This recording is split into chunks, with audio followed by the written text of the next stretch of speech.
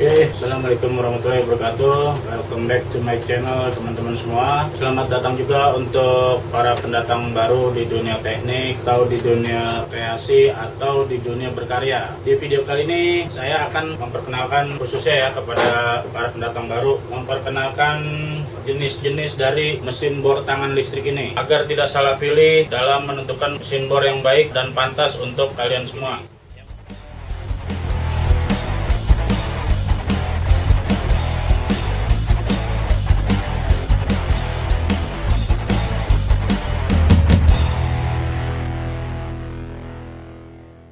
Seperti kita ketahui ya, alat untuk melubangi suatu media itu biasa kita sebut dengan bor. Seiring dengan waktu, bor itu berkembang dari bor manual tangan sampai ke bor listrik, sampai ke bor baterai. Di video kali ini saya akan memperkenalkan jenis-jenis dari mesin bor tangan listrik. Jadi untuk bor tangan listrik itu sendiri ada beberapa jenis. Yang pertama mungkin terhitung dari sejarahnya ya. Artinya gini, berdasarkan sejarah keluarnya mesin bor itu berkembang disesuaikan dengan kebutuhan yang ada dan dituangkan fitur-fitur ke dalam mesin bor ini sendiri. Jadi yang pertama ini adalah mesin bor standar. Mesin bor standar ini fiturnya itu sendiri hanya sekedar bor saja. Artinya ketika kita menekan switch itu dia sudah berputar tanpa ada kecepatan memperlambat atau mempercepat putaran. Jadi hanya berupa switch aja, nggak bisa bolak-balik, nggak bisa mempercepat atau memperlambat putaran mesin bor ini. Oke, untuk mesin bor standar ini yang tadi saya bilang, jadi dia fiturnya itu hanya ada switch aja, nggak ada pemutar bolak-balik, nggak ada untuk mempercepat atau memperlambat kecepatan putaran mesin bor ini. Jadi ketika kita menekan switch, mau pelan mau kencang tuh putarannya sama. Jadi kalau kita putar pelan, kecepatannya langsung cepat. Jadi cuma satu kecepatan aja gitu, langsung kencang.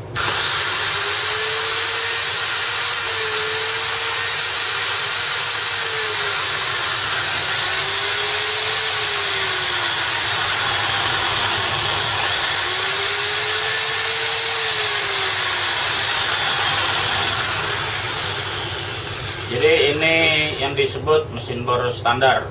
Fitur yang ditawarkan itu hanya fitur standar aja, nggak ada kecepatan, nggak ada bolak-balik, nggak ada impact. Kemudian yang kedua ada yang biasa kita sebut dengan variable speed dan bolak-balik. Jadi kita kalau misalnya googling itu ada mesin bor tangan dengan variable speed dan sistem bolak-balik. Jadi kalau sistem bolak-balik itu kita bisa mengatur kecepatan sesuai dengan tekanan yang kita tekan di switchnya. Misalnya kita tekan pelan, maka bor tangan itu akan memutar dengan kecepatan pelan. Ketika kita menekan full switchnya, itu kecepatan akan bertambah dan maksimal. Kecepatan akan bertambah sampai maksimal sesuai dengan tekanan switch yang kita tekan. Kemudian ada fitur bolak-balik. Jadi kita bisa mutar arah ke kanan atau arah ke kiri sesuai dengan putaran yang kita inginkan dari perpindahan switch yang ada di bor tangan ini sendiri. Jadi variable speed itu kecepatannya sesuai dengan tekanan di switch yang kita tekan. Misalnya kita mau pelan, jadi ini pelan, tambah kecepatan lagi. Kemudian ini ada switch pemutar bolak-baliknya, ke kanan, putaran ke kanan, ini putaran ke kiri. Jadi dulu sebelum keluar banyak cordless drill atau cordless driver, ini biasa sampai sekarang sih sebenarnya dipakai. Sampai sekarang tuh pekerjaan bajaringan buat baut roofing. Jadi dia bisa buat muter pelan, muter kencang untuk nyekrup bajaringan. Walaupun cordless drill udah berkembang banyak, masih banyak juga tukang-tukang yang menggunakan bor variable ini untuk pekerjaan bajaringan. Kemudian untuk variable speed, kebanyakan produsen itu mengeluarkan seperti ini. Jadi variable speednya itu hanya switch saja. Percepatan itu kita sesuaikan dengan tekanan yang kita tekan di switchnya. Ada beberapa produsen yang mengeluarkan yaitu sistem putaran. Jadi di switchnya ini ada putaran. Jadi kecepatannya itu tergantung angka yang kita tentukan. Misalnya 1, 2, 3, 4, 5, 6. Nah itu semakin besar angkanya semakin cepat perputarannya. Cuma dia nggak bisa pelan, nggak bisa kencang. Jadi misalnya kecepatannya kita pilih nomor 1, ya udah kecepatan nomor 1 aja, nggak bisa kencang, nggak bisa pelan. Kecepatannya sesuai dengan pilihan nomor yang kita pilih. Begitu juga seterusnya. Kemudian untuk pembalik arah putarannya ini, kalau Bosch ini kan ngeluarin seperti ini ya. Switch ini. Kalau Magtech ngeluarin dia di atas switchnya. Jadi ada tuas di atas switch, bisa digeser-geser ke kanan atau ke kiri. Jadi seperti ini. Bisa ke kanan atau bisa ke kiri. Sama aja sih cara kerjanya, cuma beda ini aja, beda desain aja.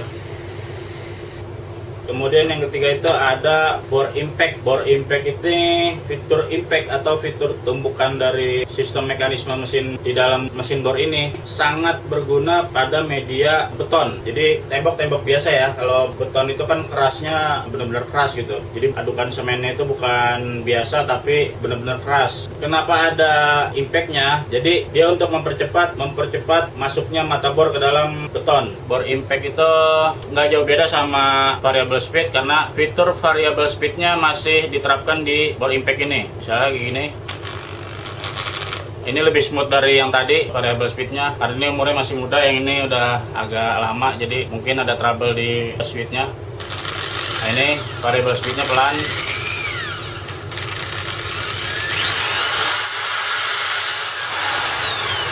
Oke, sesuai tekanan pada switch yang kita tekan.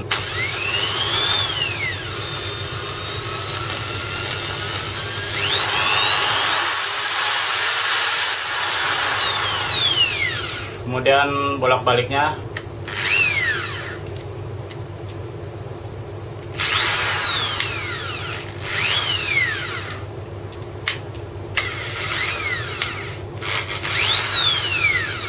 Kemudian di mesin bore impact ini ditambahkan fitur impact, yaitu sistem tumbuk untuk mempercepat mata bor masuk ke dalam beton yang kita bor. Jadi di sini ada logo palu dan logo mata bor. Jadi ini switchnya. Jadi sebenarnya ini bukannya switch, kalau bahasa switch itu kan untuk kelistrikan. Jadi ini sistem mekanis perpindahan antara gear biasa ke gear tumbuk. Jadi cukup memindahkan ini saja. Jadi dia bekerja kalau ada tekanan, sistem tumbuknya itu. Kalau misalnya nggak ada tekanan, nggak kelihatan. Oke, untuk demonya nanti kita bandingkan bore impact dengan bore non impact perbedaannya. Yang pertama saya coba bore non impact.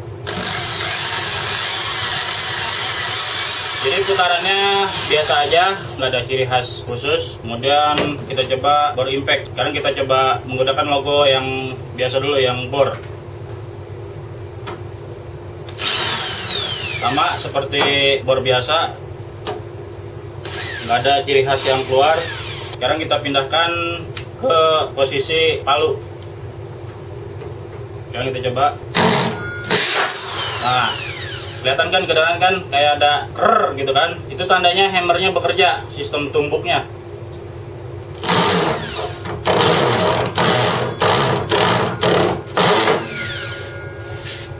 Kita coba ke temboknya langsung.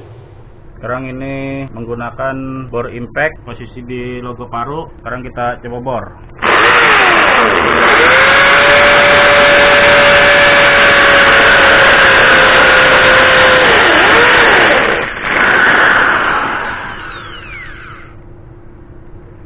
Kemudian kita coba non palu.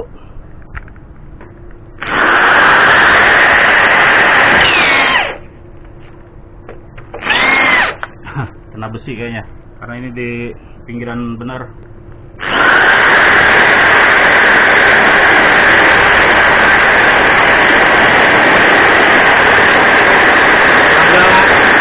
Agak lama dia masuknya karena nggak ada. Agak lama dia masuknya karena nggak ada bantuan sistem hammer. Jadi disitulah letak perbedaannya. Oke, gitu aja ya.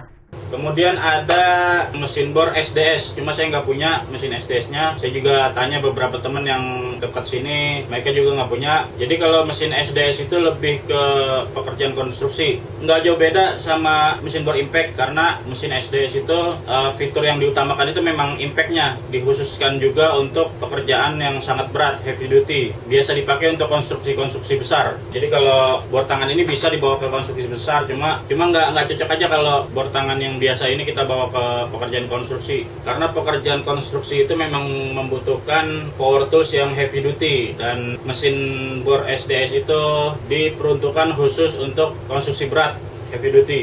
Kalau SDS itu, makanya saya nggak ada mesin bor SDS, jadi nggak bisa menggambarkan. Jadi mesin bor SDS ini nggak jauh beda sama Impact, cuma dia lebih heavy duty. Kemudian bedanya di sini aja nih, di cupnya. Jadi cupnya SDS itu cuma ininya agak ditekan gitu tuh. Agak ditekan, berpasang, dibalikin lagi ke posisi semula cupnya.